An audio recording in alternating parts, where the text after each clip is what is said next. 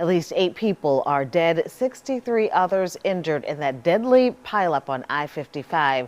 The DOTD has started its inspections of the bridge to see if it is structurally sound. This after clearing I-55 of all the debris and disabled cars that had been sitting there since the massive pileup yesterday. WDSU reporter Eli Brand live near I-55 tonight with the latest from state and local officials as well as a survivor. Eli.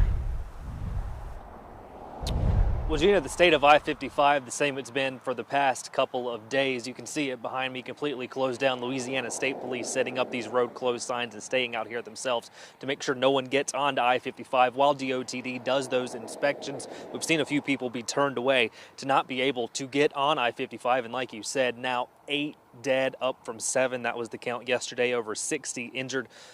And right now, we spoke to one of the survivors, and they told us how they've been coping this past 24 hours.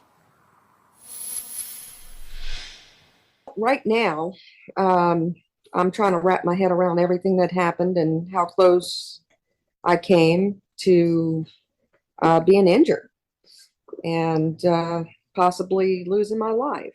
Mary McClin says she's doing her best trying not to relive Monday's massive pileup on I-55. She says she was in one of the nearly 170 cars involved in more than 30 individual crashes.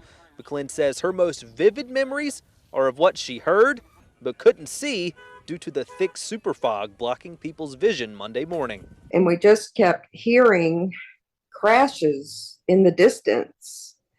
And then in both directions. And then we started hearing booms, like explosions, going toward New Orleans. Crashes and explosions. State police finally finished clearing Tuesday afternoon. Officials say the Louisiana Department of Transportation and Development is now beginning their inspections of the bridge to make sure it's still usable.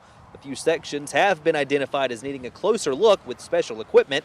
Officials themselves are still working to piece together the scale of what happened. When we talk about magnitude, we talk about the quantity of vehicles and the number of fatalities and the number of affected, the number of injured. All of that goes into that magnitude concept, but it's also very taxing on our first responders. And when we look at that big picture, I don't know that we've ever dealt with anything of that magnitude. The community in southeast Louisiana has also stepped up to help in the wake of the crashes. The Blood Center says they have received blood donations en masse Monday and Tuesday, but more will be needed. When a mass traumatic event like this occurs, our blood supply gets severely depleted. And as Good Samaritans and state officials continue their work, survivors like McClin, they're just working to cope with the reality of what happened.